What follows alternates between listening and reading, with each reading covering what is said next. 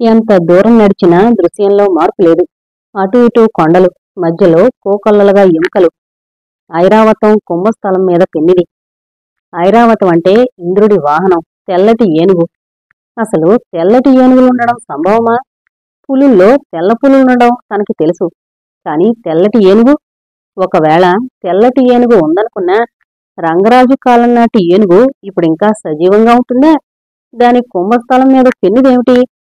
ఇది నిశ్చయంగా ఏదో కూడై ఉంటుంది. క్లూ ఏమన్నా దొరుకుతుందేమోనని 1000 కళ్లతో చూస్తున్నాడు సాగర్. ఏమీ కనపడలేదు. లోయ రెండో వైపుకొచ్చేశాడు. ఎలాగూ ఇంత దూరం వచ్చాడు గనుక అటువైపు ఏముందో చూడాలనిపించింది. బండలనే మెట్లలా చేసుకుని ఎక్కుతూ పైకొచ్చాడు. చివరిదాకా ఎక్కాక వినపడింది చెవులు చిల్లులు పడేలా ఒక స్త్రీ ఆర్తనాదం. గుహలో ఒక మూలగా కూర్చుని గుసగుసగా మాట్లాడుకుంటున్నారు ఇబూకా, ఫకర్. గోళ్లు గిల్లుకుంటూ మధ్య మధ్యలో వాళ్ల వైపు అనుమానంగా చూస్తున్నాడు ప్రొఫెసర్ ఆనందరావు. పెద్దగా సింహగర్జన వినపడింది అతి దగ్గర్నుంచే. బాబోయ్, సింహం అన్నాడు ఇబూకా. ఉలిక్కి పడ్డారు అందరూ. ప్రొఫెసర్ అందరికంటే ముందే తేరుకున్నాడు. అతని కనుబొమ్మలు ముడిపడ్డాయి. సింహాలు ఇక్కడ ఉండవే. గుజరాత్ దగ్గర గిర్ ఫారెస్ట్లో తప్ప సింహాలు ఇండియాలో మరెక్కడా లేవు.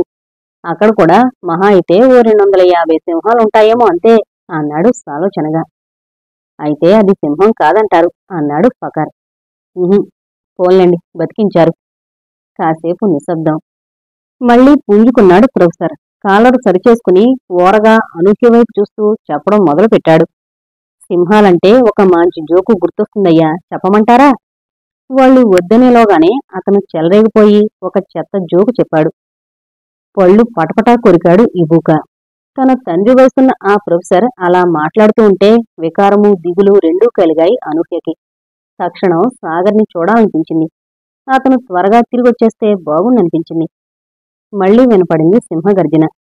సింహమే, అనుమానం లేదు అన్నాడు ఇబూకా దిక్కులు చూస్తూ. సింహాలు ఈ అండమాన్ అడవుల్లో ఉండవు అన్నాడు ప్రొఫెసర్. అన్నాడుగాని అతని గొంతులో ఇందాకటి స్థిరత్వం లేదు. మీరెళ్ళి ఓసారి చూసొస్తే డౌట్ తీరిపోతుందిగా అన్నాడు ఫకర్ అమాయకంగా మొహం పెట్టి. నేనెందుకులే, నువ్వెళ్ళి రారాదు అన్నాడు ప్రొఫెసర్ భయాన్ని కప్పిపుచ్చుకోవడానికి ప్రయత్నం చేస్తూ. వద్దనుకున్న నవ్వొచ్చింది అనూహ్యకి. అది కనపడకుండా మొహం పక్కకు తిప్పుకుంది. ప్రొఫెసర్ ఆమె వైపు రోషంగా చూసి లేచి నిలబడ్డాడు. సరే పద, నువ్వు కూడా తగలడు, వెళ్ళి చూసొద్దాం అన్నాడు ఫకర్తో మంటగా. నేను రెడీ అంటూ బయలుదేరాడు ఫకర్. వాళ్ల వెనకే ఉరాంగుటాన్ పడుతూ లేస్తూ పరిగెత్తింది. సింహం గాండ్రింపులు వినబడుతూనే ఉన్నాయి వాళ్ళకి అతి సమీపంలోనే. కాని సింహంలా అరుస్తోంది తన పక్కనే నడుస్తున్న ఫకరే అని ప్రొఫెసర్ కనిపెట్టలేకపోయాడు. ఫకర్కి పెదిమలు కదల్చకుండా గొంతులని కండరాలతోనే శబ్దాలు చేస్తూ మాట్లాడే టెక్నిక్ వచ్చు. అది బాగా ప్రాక్టీసు చేసిన వాళ్ళు ఆ శబ్దాలు దూరం చూస్తున్నట్లుగా కూడా భ్రమ కలిగించగలరు. అయితే తను ప్రొఫెసర్ మీద ప్రయోగించిన ఆ చిన్న ప్రాక్టికల్ జోకు అనూహ్య ప్రాణాల మీదకు తెస్తుందని గ్రహించలేకపోయాడు ఫకర్. తోడేళ్లలా ప్రవర్తిస్తున్న ఆ అమ్మాయి, అబ్బాయి తన ఒళ్లంతా ఆప్యాయంగా నాకేస్తుంటే మహదానందం అనుభవిస్తూ ఉండిపోయింది స్వరూప. ఆమెకి ఇంకా మిగతా ప్రపంచమేమీ గుర్తుకు రాలేదప్పుడు. పెద్ద తోడేళ్లు 2 ఆహారాన్ని వేటాడి తేవడానికి వెళ్లాయి. సాధారణంగా అయితే మందలోని అన్ని తోడేళ్లు వేటకు వెళ్లవు. కొన్ని తోడేళ్లు పిల్లల్ని కనిపెట్టి చూడ్డానికి, మందని రక్షించడానికి వెనకుండిపోతే కొన్ని తోడేళ్లు ఆహారాన్ని వెతుక్కుంటూ పోతాయి. తమ పిల్లల్లాగే పెరిగిన అమ్మాయి, అబ్బాయి అక్కడ ఉన్నారు గనుక పెద్ద తోడేళ్లు 2 పిల్లల్ని వదిలేసి నిర్భయంగా వేటకు వెళ్లాయి. త్వరలోనే ఒక చిన్న సైజు దుప్పి దొరికింది వాటికి. దాని వెనక ఉరుకుతూ దాని వెనక కాళ్ల పైభాగాన్ని పదే పదే కొరికి చీల్చాయి. దుప్పి నేల కొరిగింది. అదింకా కొన ప్రాణాలతో ఉండగానే పెద్ద పెద్ద మాంసఖండాలు పీకి గబగబా తినడం మొదలుపెట్టాయి తోడేళ్లు. సింహం, పులి లాంటి పెద్ద జంతువులు ఆహారాన్ని వేటాడి చంపిన తర్వాత దాన్ని నోటితో పట్టుకుని ఈడ్చుకుంటూ తమకు అనుకూలమైన ప్రదేశానికి తీసుకెళ్లి వీలుని బట్టి 1-2 రోజుల పాటు నింపాదిగా తింటాయి. తోడేళ్లు అలా కాదు. అవి తమ ఆహారాన్ని అక్కడికక్కడే సాధ్యమైనంత ఎక్కువగా తినేసి తమ మంద దగ్గరకొచ్చేస్తాయి. కడుపులో అప్పటికే సగం జీర్ణమై ఉన్న ఆహారాన్ని మంద ముందు కట్టేస్తాయి. దాన్ని తింటాయి తక్కిన తోడేళ్లు. వాటి అలవాటది. పెద్ద తోడేళ్లు తిరిగి రావడం చూసిన తోడేలు పిల్లలు సంతోషంగా అరుస్తూ దగ్గరకు పరిగెత్తుకెళ్లాయి. ఆ అమ్మాయి అబ్బాయి కూడా తలలెత్తి చూశారు. తోడేళ్లు ఆహారాన్ని కక్కేశాయి. పిల్లలు తినడం మొదలెట్టాయి. అది చూస్తుంటే కడుపులో దేవినట్లయింది స్వరూపకి. ఆ అమ్మాయి అబ్బాయి ఆ ఆహారాన్ని తినడానికి పోతూ స్వరూపను కూడా రమ్మన్నట్లు నోటితో ఆమె చేతుల్ని మెల్లగా కిందకి పట్టి లాగుతూ సూచించారు. అసహ్యంతో భయంతో విదిలించుకుంది స్వరూప. ఆహారాన్ని ఇస్తామంటే నిరాకరిస్తున్న ఆమె ప్రవర్తన వాళ్ళకి అనుమానాస్పదంగా తోచింది. అడవిలో జీవాలన్నింటికీ రెండే తాపత్రయాలుంటాయి. ముఖ్యంగా ఒకటి ఆహారం సంపాదించుకోవడం, రెండు ప్రాణాలు దక్కించుకోవడం. మరోసారి ఆమె చేతులు పట్టుకులాగారు. ఒళ్లంతా చెమటలు పట్టేస్తుంటే గజగజా వణుకుతూ వెనక్కి జరిగింది స్వరూప. వాళ్ళు మరింత మీదకొచ్చారు. అప్రయత్నంగా చేతికందిన రాయి తీసుకుని వాళ్ళని బెదిరించబోయింది స్వరూప. అదే ఆమె తప్పు. వెంటనే ఆ అమ్మాయి అబ్బాయి పెద్ద తోడేళ్లతో పాటు పళ్ళు బయటపెట్టి కోపంగా మురుగుతున్నట్లు శబ్దాలు చేస్తూ ఆమె మీద కురికారు. ఆమెని ఖండాలుగా చీల్చేయడానికి సిద్ధమవుతూ. అప్పుడామె ప్రాణభయంతో కేకలేయడం మొదలుపెట్టింది. క్షణమొక యుగంగా సాగర్ కోసం ఎదురు చూస్తోంది అనూహ్య. దాదాపు 2-3 గంటలు గడిచినట్లు అనిపిస్తోంది అతను ఏనుగులను అనుసరించి బయటకు వెళ్ళి. ఆమె మనసు దిగులుగా బరువుగా అయిపోయింది. అతను త్వరగా వచ్చేస్తే బావుండు. ఇంతలో మళ్లీ సింహం గర్జించింది. వెంటనే ఒక మనిషి పెట్టిన చావుకేక. ముచ్చెమట్లు పోశాయి అనూహ్యకి. ఇబూక, బయటకు వెళ్లిన వాళ్ళు ముగ్గురు తిరిగి రానేలేదు. నువ్వు ఒకసారి వెళ్ళి చూసిరా అంది బ్రతిమాలుతూ. చిన్నగా నవ్వాడు ఇబూక. అవసరం లేదు మేడం, తిరిగి వచ్చేస్తారు వాళ్ళు. కాసేపు ముళ్ల మీద నిలబడినట్లు అసహనంగా నిలబడింది అనూహ్య. కాసేపు నిప్పుల మీద పడుకున్నట్లు ఇబ్బందిగా పచార్లు చేసింది. ఇంకా ఆగలేక మళ్లీ ఇబూకా వైపు తిరిగింది. ఇబూకా, ప్లీజ్ ఒక్కసారి వెళ్ళి చూసిరావు. మీరు భయపడకండి మేడం. టెన్షన్తో ఉన్న అనూహ్యకి వెత్తిన కోపం వచ్చింది. అవతల మనుషులు బతుకున్నారో చచ్చారో తెలియక నిన్ను అల్లలాడిపోతుంటే నువ్వు తాపీగా మాట్లాడతావేమిటి? ఉన్న పరిస్థితితోడు ఆ సింహం ఒకటి కొత్తగా దాపురించింది మన ప్రాణాలకి. పెద్దగా నవ్వాడు ఇబూక. అది సింహం కాదు మేడం. ఫకర్ అలా అరుస్తున్నాడు. ఆపనమ్మకంగా చూసింది అనూహ్య. కానీ ఎందుకైనా మంచిది, ఒకసారి చూసొస్తే బాగుంటుంది కదా. మిమ్మల్ని ఒకళ్ళనే చాంగు దగ్గర వదిలేసి వెళ్లడం చాలా డేంజర్ మేడం. ఒకవేళ మీకు ఏదన్నా జరిగితే నాకు ఇంక ఈ జీవితంలో నిష్కృతి ఉండదు అన్నాడు. జపనీయులకు సాధారణంగా ఉండే అతి వినయంతో తల వంచి. దొంగలా పడిపోయిన ఈ చాంగు నన్నేం చేయగలడు? కాసేపు ఇబూకా సమాధానం కోసం ఎదురుచూసి ఇక లాభం లేదని తేల్చుకుని చివరికి తనే బయలుదేరింది అనూహ్య. వెంటనే అడ్డం పడ్డాడు ఇబూకా. వద్దు మేడం, నేను వెళ్ళి చూసొస్తాను అని విచారంగా తల తాటించి, నేను టోక్యోలో ఒకసారి రామాయణం చూశాను మేడం. దానిలో అచ్చం ఇలాంటి సీనే ఒకటుంది. దానిలో సీతాసాబ్ కూడా ఇలాగే నిందించి తరివేస్తారు లక్ష్మణ సాబ్ని. అదే గుర్తొస్తోంది నాకు. సరే మేడం, జాగ్రత్తగా ఉండండి. ఈ రాక్షసపు వెధవకి ఎప్పుడూ 4 గజాల దూరంలో ఉండండి. పొరపాటును కూడా గుహ లోపలి వైపుకు వెళ్ళకండి మేడం. నేను చిటికలో తిరిగి వచ్చేస్తాను అని నేలను తాకేలా వంగి అభివాదం చేసి మరుక్షణంలో కనుమరుగైపోయాడు. గుహ గోడకు ఆనుకొని కొద్దిసేపు అలాగే నిలబడిన తర్వాత నిస్సత్తుగా కిందకు జారిపోయి మోకాళ్లపై తల పెట్టుకుని కూర్చుండిపోయింది అనూహ్య. కాసేపయ్యాక ఏదో చిన్న చొప్పుడైతే తలెత్తి చూసింది. అతి ప్రయాస మీద లేచి కూర్చోవడానికి ప్రయత్నిస్తున్నాడు చాంగ్. అతని దృష్టి అనూహ్య మీదే కేంద్రీకరించింది. విషం కక్కుతున్నాయి అతని చూపులు. భయంతో బిగుసుకుపోయింది. అతను అసలు కదిలే స్థితిలో ఉన్నాడని ఆమె ఊహించలేదు. కొద్ది క్షణాలు గడిచిన తర్వాత ఆమెకి కర్తవ్యం గుర్తుకొచ్చింది. చటుక్కున లేచి నిలబడి పరిగెత్తబోయింది. హఠాత్తుగా ఆమె కాలు చేజిక్కించుకున్నాడు చాంగ్. విసురుగా ముందుకు పడిపోయింది అనూహ్య. నుదుటికి బాగా గాయమైన సంగతి కూడా ఆమె ఆ భయంలో గమనించలేదు. కాలు విదిలించుకుని లేచి మళ్లీ పరుగందుకుంది. తను ఎటు వెళుతోంది చూసుకోకుండా. ఈసారి గుహ లోపలి భాగంలోకి. భయం ఆమె వివేకాన్ని కోల్పోయేలా చేస్తోంది. పెద్దగా బుస కొడుతున్నట్లు రొప్పుతూ కాలు ఈడ్చుకుంటూ గోడని ఆధారం చేసుకుని ఆ వైపే వస్తున్నాడు చాంగ్. మరి కాస్త లోపలికి వెళ్ళిపోయింది అనూహ్య. ఆ గుహ రెండో గుహలోకి దారి తీసింది. ఆ రెండో గుహలో నుంచి మరి 2 గుహలకి దారుంది. అలా ప్రతి 2-3 గుహల్లోకి తెరుచుకుంటూ ఉండి పద్మవ్యూహంలా ఉన్నాయి ఆ గుహలు.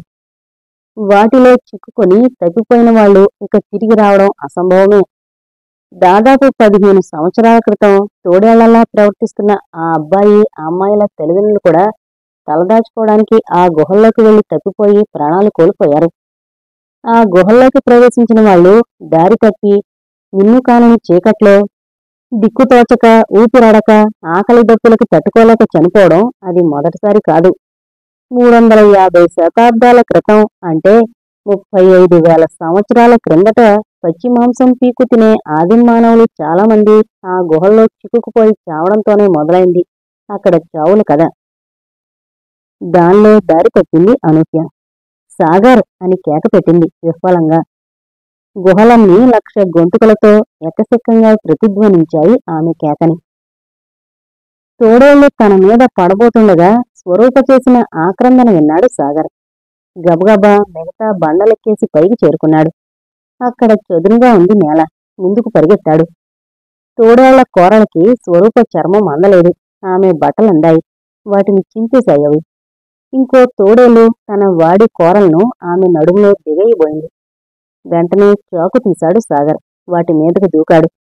అనుకోని ఈ సంఘటనకి కొంచెం ఆశ్చర్యపడ్డట్లు కనపడ్డాయి తోడేళ్లు. తర్వాత తేరుకొని భీకరంగా అరుస్తూ అతని మీదకు దాడి చేశాయి. చాకుని తయారుగా పట్టుకున్నాడు సాగర్. అది ఒక తోడేలు దవడని లోతుగా చీరింది. రక్తం బొటబొటా కారింది. వెంటనే వెనక్కి తగ్గింది తోడేలు. తమని చూసి భయపడిన ప్రాణులంటే చాలా జంతువులకి భయం ఉంటుంది. ఆ సైకాలజీ తెలుసు సాగర్కి. పైగా అతను తమని అతి సులువుగా అతి త్వరితంగా గాయపరచగలడని వాటికి అర్థమైంది. అందుకని వెనుతిరిగి పారిపోయేవి. ఆ అమ్మాయి అబ్బాయి కూడా కాలి వేళ్ల మీద బరువానుస్తూ అతి వేగంగా పరిగెత్తి వెళ్ళిపోయారు. థ్యాంక్స్ అంది స్వరూప అస్పష్టంగా. సాగర్ జవాబు చెప్పబోయేంతలోనే అతని దృష్టిని ఒక విచిత్రం ఆకర్షించింది. కళ్ళార్పడం మరిచిపోయి అలాగే చూస్తూ ఉండిపోయాడు. అది కింద నుంచి కనపడుండేది కాదు. కింద నుంచి చూస్తే గుంట అనుకుంటారు దాన్ని. అతను అంత ఎత్తు మీద ఉన్నాడు కాబట్టి దాని పూర్తి ఆకారం యాదృచ్ఛికంగా కనపడింది. కొన్ని 100 ఎకరాలు కనబడుతోంది. ఏనుగు ఆకారంలో తవ్వి ఉంది. తెల్లటి ఏనుగుల ఐరావతంలా కనబడుతోందది. ఐరావతం కుంభస్థలం మీద పిండిది. అంటే చెట్ల రెమ్మలు గలగల్లాడాయి. వెనుతిరిగి చూశాడు సాగర్. ఇంతలో చెట్ల గుబురు వెనక నుంచి ఒక మనిషి వచ్చాడు. తేరిపారా చూసి హలో మిస్టర్ సింగ్ అన్నాడు సాగర్ సంతోషంగా. బలహీనంగా తల ఊపాడు సింగ్. నువ్వు కూడా దాన్ని చూసావా సాగర్? తెల్ల ఏనుగునా? ఇప్పుడే చూశాను. ఏనుగు కాదు, ఆ భయంకరమైన ఆకారాన్ని. గాడ్, అది మనిషా దెయ్యమా? దేని గురించి మీరు చెప్పేది? అన్నాడు సాగర్ అనుమానంగా. జడలు కట్టిన జుట్టు, మొల చుట్టూ గొర్రె చర్మం, మొద్దు చూపు. అదిగో సాగర్ మళ్ళీ వచ్చింది అక్కడికి అన్నాడు సింగ్ భయంగా వెనక్కి వెనక్కి నడుస్తూ. మళ్ళీ ఆకుల గలగలలు, తర్వాత నిశ్శబ్దం. అక్కడి దాకా వెళ్లి చూసొచ్చాడు సాగర్. అతనికేమీ కనపడలేదు. ఇంతలో దబ్బుమని శబ్దమైంది. వెనక్కి అడుగులు వేస్తున్న సింగ్ చూసుకోకుండా తోడేళ్ల బొరియలో పడ్డాడు. అతని చేతులు విశ్వ ప్రయత్నం మీద బొరియ అంచుని పట్టుకున్నాయి. కాని అక్కడంతా మెత్తటి మట్టి, పెళ్లలుగా విరిగిపడింది బొరియ అంచు. పట్టుదప్పి మరికొంత లోపలికి జరాడు సింగ్. ఇంకేదో ఆధారం దొరికింది. కాని కొద్ది క్షణాల తర్వాత అది విరిగింది. అంచెలంచెలుగా లోపలికి దిగబడిపోతున్నాడు సింగ్. తక్షణం తను కూడా అతని వెంటే లోపలికి దిగాడు సాగర్. చేతిని ఆసరాగా అందించిపోయాడు. కాని అతనికి పట్టు తప్పింది. అతను జారడం మొదలుపెట్టాడు. పాతాళానికి సరాసరి మార్గంలో ఉంది ఆ బిళం. సన్నటి దుమ్ము లేచి వాళ్ల కళ్లల్లోకి ముక్కులోకి పోతోంది. ఊపిరాడడం లేదు. ఇద్దరూ జారిపోతున్నారు. సింగు సాగర్ ఇద్దరూ అతివేగంగా ఆ తోడేళ్ల బొరియలో నుంచి జారి పడిపోతూ ఉంటే సన్నటి తెల్లటి దుమ్ము మేఘంలా లేచి వాళ్ల కళ్లల్లోకి ముక్కుల్లోకి చెవుల్లోకి పోయి ఉక్కిరిబిక్కిరి చేసేస్తోంది. కిందగా ఉన్న సింగుకి ఆ దుమ్ములో నుండి రాక్షసమాయిలా అస్పష్టంగా కనపడ్డాయి 2 అస్థిపంజరాలు. గుహలో నిలబడి చేతులు బార్లాజాపి ఆహ్వానిస్తున్నట్లున్నాయవి. పెదిమలు చెంపలు కృశించి నశించిపోగా బయటపడ్డ పళ్ళు వికృతంగా నవ్వుతున్నట్లున్నాయి. కళ్ళు కరిగిపోగా మిగిలి ఉన్న రంధ్రాలతో భయానకంగా చూస్తున్నట్లు ఉన్నాయవి. వెర్రికేక పెట్టి వాటి మీదకు జారిపడ్డాడు సింగ్. ఆ వెనకే సాగర్ కూడా జారుతూ వచ్చాడు. ఆపకుండా విఫలంగా అరుస్తూనే ఉన్నాడు సింగ్. సాగర్ లేచి నిలబడి ఒంటికంటుకునున్న దుమ్ము దులుపుకుని కళ్ళు నులుముకుంటూ తేరిపారా చూశాడు. నిజంగానే 2 అస్థిపంజరాలు ఉన్నాయక్కడ. చావుకేక పూర్తి కాకుండానే చనిపోయినట్లు వాటి నోళ్లు తెరుచుకునున్నాయి. చేతులు ముందుకు జాపి అందకుండా ఉన్న దేన్నో అందుకోవాలని ప్రయత్నిస్తూ ఉన్నట్లు ఉంది ఆ భంగిమ. ఒక అస్థిపంజరం చేతిలో తుప్పుపట్టి అద్దం ఊడిపోయిన రిస్టు వాచి ఉంది. కొంచెం చిన్నదిగా ఉన్న రెండో అస్థిపంజరానికి మెడలో బంగారు లాకెట్ వేలాడుతోంది. రంగు రూపు తెలియకుండా జీర్ణమైపోయిన వస్త్రాల తాలూకా చిన్న చిన్న పేలికలు కొన్ని ఎముకల మధ్య చిక్కుకునున్నాయి అక్కడక్కడ. మెల్లిమెల్లిగా సాగర్ కళ్ళు చీకటికి అలవాటు పడ్డాయి. అప్పుడు అతనికి కొంచెం దూరంలో ఉన్నవి కూడా స్పష్టంగా కనపడ్డం మొదలుపెట్టాయి. విశాలంగా ఉంది ఆ గుహ. తడుముకుంటూ ముందుకు నడిచాడు. గోడ మీద ఏదో ఎర్రగా మెరుస్తూ కనపడింది. చేతి ముద్ర. రక్తంలో చెయ్యి ముంచి గోడ మీద అద్దినట్లు అరచెయ్యి 5 వేళ్లు కనబడుతున్నాయి. అయితే కుష్ఠిరోగి చేతుల్లాగా వేళ్లు సగం సగమే ఉన్నాయి దానికి. మరింత దగ్గరగా వెళ్లి పరీక్షించాడు. గోడల మీద అసంఖ్యాకంగా ఉన్నాయి చేతి ముద్రలు. ఎర్రగా భయానకంగా కనబడుతున్నాయి అవి. ప్రతి చేతి చుట్టూ బోర్డుల్లాగా నల్లటి గీత గీసుంది. కొన్ని కుడిచేతి గుర్తులు, కాని ఎక్కువగా ఎడమచేతి ముద్రలున్నాయి. అన్నింట్లోనూ కనబడుతోంది ఒకే లక్షణం. ఏ చేతికి వేళ్లు పూర్తిగా లేవు. ఒళ్ళు జల్దరించింది సాగర్కి. ఆ వెనుగంటనే అనాది మానవుల గురించి తను చదివిన విశేషాలు గుర్తొచ్చాయి. ఆ గుహలు ఒకప్పుడు ఆది మానవులకి ఆవాసాలై ఉండాలి. అంటే అప్పుడప్పుడే మృగావస్థలో నుంచి బయటపడుతున్న నరవానురం లాంటి మనుషులు నివాస స్థానాన్ని చూస్తున్నాడా తను? ఆ మనుషులకి కోతిరూపు ఇంకా పూర్తిగా వదల్లేదు.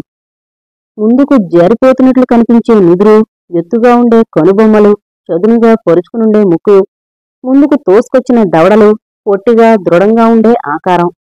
దాదాపు కోతుల్లాగానే ఉంటారు ఆ ఆదిమ మానవులు.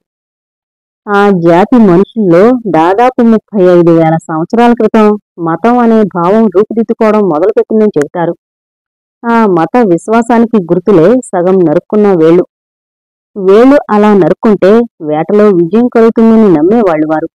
అటువంటి నరవారణాల్ని పోలిన మనుషులు అక్కడక్కడా బతికే ఉండొచ్చునని కొందరి నమ్మకం. దీన్ని బట్టి ఆలోచిస్తే ఇందాక సింగు చూసిన ఆకారం అలాంటి ఆదిమ మానవుడిదే అయ్యుండొచ్చా? కాని గుహ మొదట్లో కనపడ్డ ఆ 2 అస్థిపంజరాలు మరీ పురాతనమైనవి కావు. అవి ఎవరివై ఉంటాయి? ఉన్నట్లుండి చాలామంది స్త్రీలు సామూహికంగా రోధిస్తున్నట్లు వినపడింది సాగర్కి. ఉలిక్కి పడ్డాడు సింగ్. నిశ్చలంగా నిలబడున్నాడు సాగర్. చాలామంది స్త్రీలు కాదు, ఒకే స్త్రీ కంఠం గుండెలు అలసిపోయేలా కుమిలి కుమిలి ఏడుస్తోంది. ఆ ఏడుపు గుహల్లో ప్రతిధ్వనించి ఎంతోమంది రోధిస్తున్నట్లు భ్రమ కలుగుతోంది. ఎవరది? అన్నాడు పెద్దగా. హఠాత్తుగా ఏడుపు ఆగిపోయింది. తర్వాత సందేహంగా వినపడింది ఒక గొంతు. సాగర్! అవును, సాగర్ని. మీరు? మై గాడ్, నువ్వా అనూహ్య? దుఃఖం సంతోషం కలిసిన గొంతుతో వెర్రికేక పెట్టింది అనూహ్య. అనూహ్యనే సాగర్, నీ అనూహ్యనే. ఈ గుహల్లో దారి తెలియకుండా తప్పిపోయిన సాగర్. నేనెక్కడున్నానో నాకే తెలీదు. Please please save me. ఆమె మాట్లాడిన ప్రతి మాటని వేల గొంతుకలతో ప్రతిధ్వనిస్తున్నాయి గుహలు. అనూహ్య, నువ్వు ఇప్పుడు ఎక్కడున్నావో అక్కడే ఉండు, కదలకు. ఒకట్లు లెక్క పెడుతూ ప్రతిసారి 100 పూర్తి కాగానే నన్ను పిలుస్తూ ఉండు. నీ గొంతును బట్టి నేను నీ దగ్గరకొస్తాను. నువ్వక్కడి నుంచి కదిలావంటే ఇకిద్దరం ఒకళ్ళనొకళ్ళు కలుసుకోవడం అసంభవం. అలా అంటుండగానే అతని దృష్టి అప్రయత్నంగా ఆ 2 అస్థిపంజరాల మీద పడింది. జరిగిందేంటో ఇప్పుడు అర్థమైంది అతనికి. నిన్నంతా తాము తలదాచుకున్న గుహలు ఇక్కడి దాకా వ్యాపించి ఉన్నాయన్నమాట. వాటిలో దారి తప్పి దిక్కుతోచకుండా తిరుగుతోంది అనూహ్య. అలాగే చాలా సంవత్సరాల క్రితం ఎవరో ఒక పురుషుడు, ఒక స్త్రీ, బహుశా భార్యాభర్తలై ఉండొచ్చు, వచ్చి ఆ గుహల్లో ప్రవేశించుంటారు. అనూహ్యలాగే దారి తప్పుంటారు. రోజుల తరబడి ఇక్కడిక్కడే అగమ్యంగా తిరుగుంటారు. వాళ్లతో కూడా 2 పిల్లలు ఉండుండాలి. అప్పుడు అనుకోని సంఘటన ఏదో జరిగి తల్లిదండ్రులు ఇద్దరూ ఈ ప్రదేశానికొచ్చాక మరణించుంటారు. ఇక్కడ్నుంచి తోడేళ్లు దిగొచ్చి వాళ్ళని రక్షించి సాకుంటాయి. ఆ పిల్లలే స్వరూపకి కనపడిన అమ్మాయి అబ్బాయి అయి ఉండాలి. స్వరూపకి ఆ తోడేళ్ల పిల్లలు తారసపడి ఉండకపోయినా, తాము ఈ బురియల్లో నుంచి జారి కిందకు పడుండకపోయినా అనూహ్యని రక్షించడం కుదిరేది కాదు. ఎంత కాకతాళీయం! ఒక్కసారిగా తల విదిలించాడతను. తను అప్పుడే అనూహ్యని రక్షించడం పూర్తయిపోయినట్లు ఆలోచిస్తున్నాడేమిటి? అనూహ్య ఇంకా ప్రమాదంలోనే ఉంది. ఆమెని ఈ పద్మవ్యూహంలాంటి గుహల్లో నుంచి బయటకు తీసుకురావాలి. కాని ఎలా? తను ముందే గనక చూసుకోకుండా ఈ గుహల్లోకి వెళ్ళిపోతే అనూహ్యని రక్షించడం మాట అలా ఉంచి తను కూడా ఇరుక్కుపోవచ్చు. తను దారి తప్పకుండా అనూహ్యని బయటకు తెచ్చే మార్గం ఏమిటి? వెంటనే ఏదో స్ఫురించినట్లు గుహద్వారం వైపు చూశాడు సాగర్. అక్కడంతా సన్నటి తెల్లటి మట్టి. అది లైమ్ స్టోన్ అయి ఉంటుంది. ప్రాణాలు లేచొచ్చినట్లయింది అతనికి. అనూహ్య, నువ్వొక్క అంగుళం కూడా అక్కడి నుంచి కదలకు. నేను సాధ్యమైనంత త్వరలో అక్కడికి చేరుకుంటాను. భయపడిపోకు అని కేకేసి సింగు చెయ్యి అందుకొని జాగ్రత్తగా బొరిలోకి ఎక్కడం మొదలుపెట్టాడు సాగర్. పైకొచ్చాక సింగుని అక్కడే కూర్చుని ఆయాసం తీర్చుకోమని చెప్పి ఎండు పుల్లలు ఆకులు ఏరడానికి వెళ్ళాడు.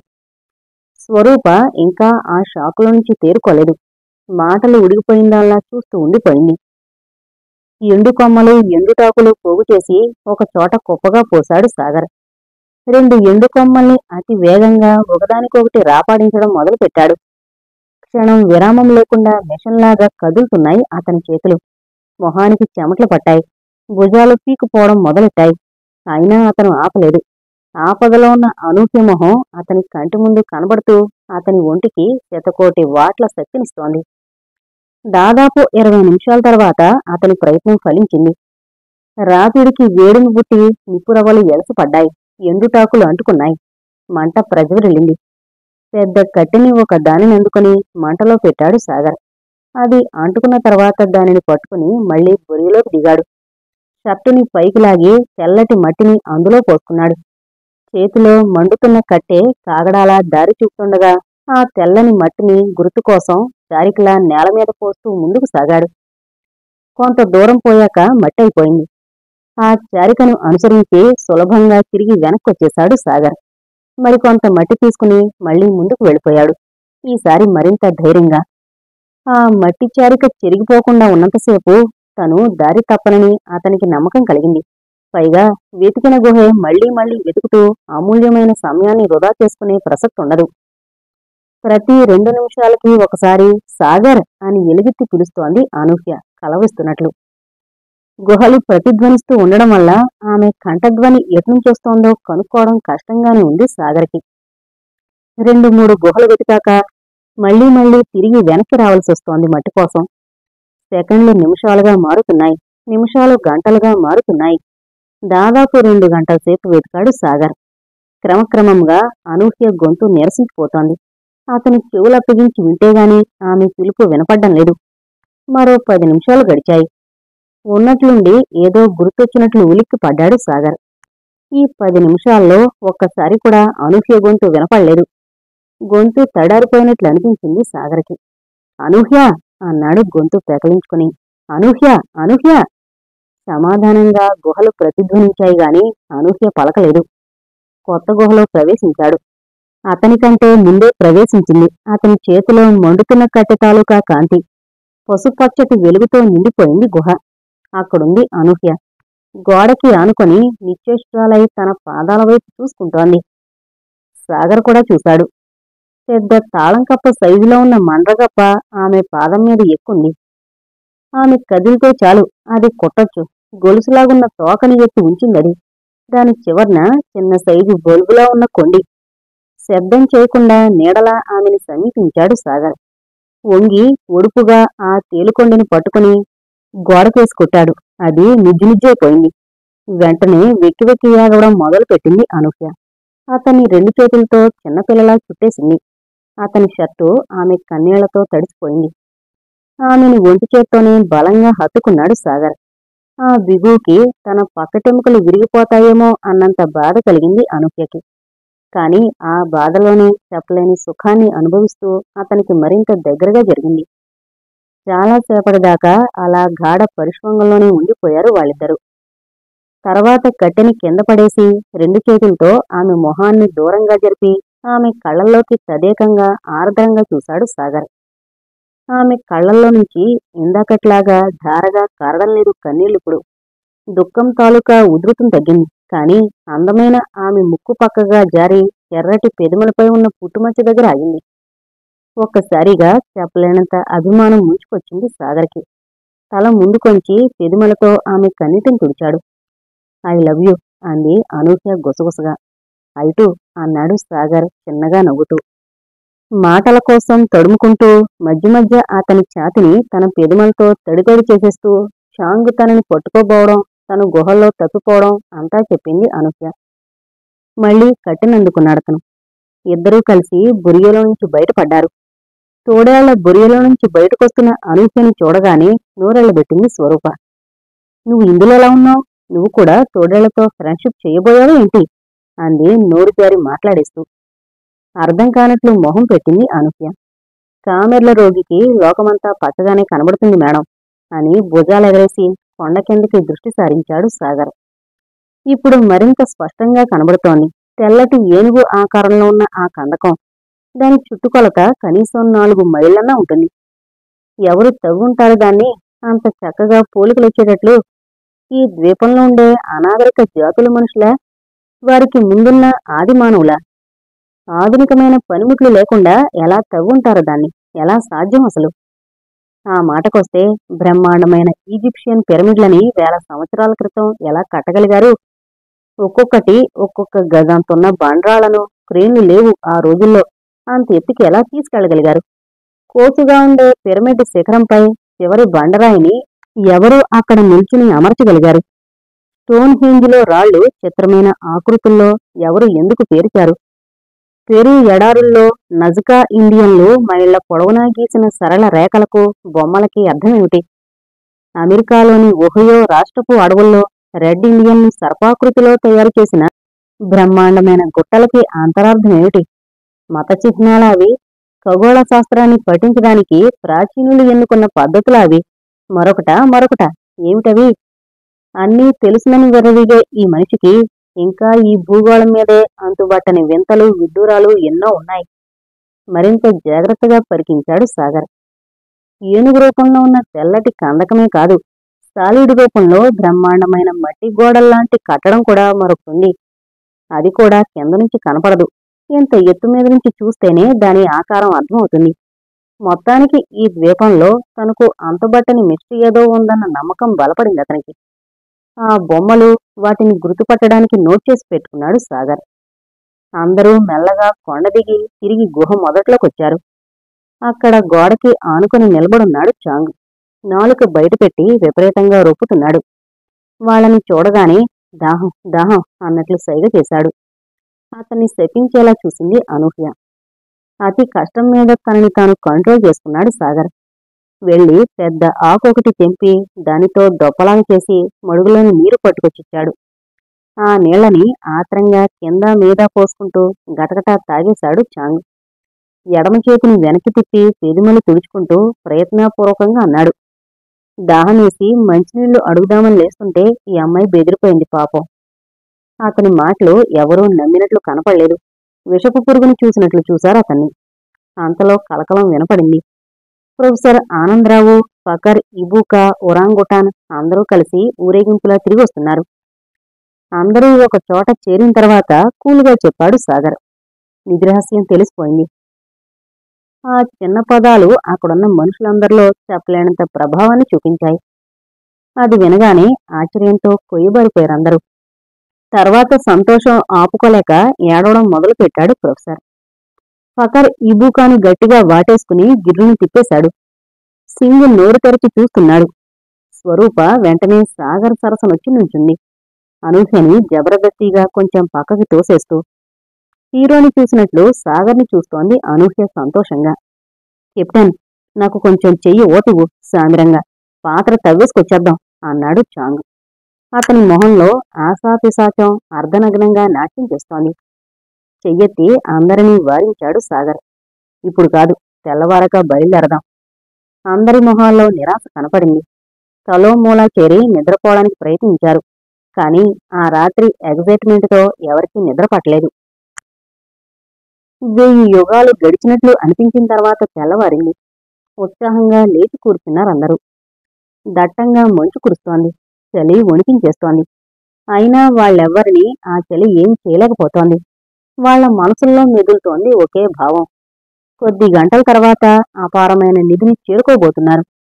తాము తరతరాల బాటు రెండు చేతులా ఖర్చు పెట్టిన తరగనంత ధనం. అందరిలోలా మనసులోని భావాలను బయట పెట్టకుండా నిర్వికారంగా ఉన్నది సాగర్ ఒక్కడే. అతను ముందు దారి తీస్తుంటే వరుసగా వెనకనే అతన్ని అనుసరించొస్తున్నారు మిగిలిన వాళ్ళు. మధ్య మధ్యలో ఉత్సాహం ఆపుకోలేక ముందుకు ఉరకలేస్తూ వెళ్ళిపోతున్నాడు ప్రొఫెసర్ ఆనందరావు. అంతలోనే సాగర్ చూపుల్లోని హెచ్చరిక గమనించి కొంచెం కంట్రోల్లోకొచ్చి ప్యాంటు జేబుల్లో చేతులు దోపేసుకుని పాదాల కింద స్ప్రింగులున్నట్లు హుషారుగా నడుస్తున్నాడు. కొంచెం దూరం పోయాక అడవి బాగా చిక్కబడింది. దట్టంగా సూర్యరశ్మి కూడా చొరబడలేనంత దగ్గరగా బ్రహ్మాండమైన ఆకుపచ్చ గొడుగుల్లా ఉన్నాయి వృక్షాలు. కింద నేలంతా బోదగా ఉంది. అడుగు వేస్తే అరడుగు లోతున కూరుకుపోతున్నాయి పాదాలు. కాళ్ళు ఎత్తెత్తి వేస్తూ నడవాల్సొస్తోంది. ఎందుకో తల తిప్పి చూశాడు సాగర్. కుడివైపు కొండల బారుంది. దాని మీద నుంచి వేగంగా దొర్లుతూ వస్తోంది ఒక చిన్న బండ. దాని వెంటనే మరొకటి. తప్పుకోండి తప్పుకోండి అని అరిచాడు సాగర్. అందరూ దూరంగా పరిగెత్తారు. రాళ్లు పడ్డం ఆగింది. తిరిగి కొండ మీదకి దృష్టి సారించాడు సాగర్. అక్కడ అప్పటిదాకా నిలబడున్న వింత ఆకారం ఒకటి చటుక్కున బండల చాటుకు తప్పుకుంది. ఊపిరి బిగబట్టి చూస్తున్నారు అందరూ. మీరిక్కడే ఉండండి, అదేంటో నేను చూసొస్తాను అంటూ కదలబోయాడు సాగర్. వెంటనే అతని భుజం చుట్టూ చేతులేసింది అనూహ్య. ఆమె కళ్లల్లో భయం, ప్రార్థన. పర్వాలేదు అన్నట్లు చిరునవ్వు నవ్వి కొండెక్కడం మొదలు పెట్టాడు సాగర్. కొద్ది నిమిషాల తర్వాత శిఖరం చేరుకుని అదృశ్యమైపోయాడు. గొబుగొబులాడుతున్న గుండెలతో అతని రాక కోసం ఎదురు చూస్తున్నారు అందరూ. అనూహ్య కళ్ళు వర్షించబోయే మేఘాల్లా ఉన్నాయి. సరిగ్గా అరగంట తర్వాత కొండ శిఖరం మీద కనపడ్డాడు సాగర్. 10 నిమిషాల్లో లాఘవంగా కొండ దిగొచ్చాడు. అతని మొహంలో చెప్పలేనంత విస్మయం కనబడుతోంది. ఏదో మహత్తర సత్యాన్ని కనుగొన్నవాళ్లా ఉన్నాడతను. కనపడిందా? ఏంటది? జంతువా, మనిషా? అన్నారు అందరూ కోరస్లాగా.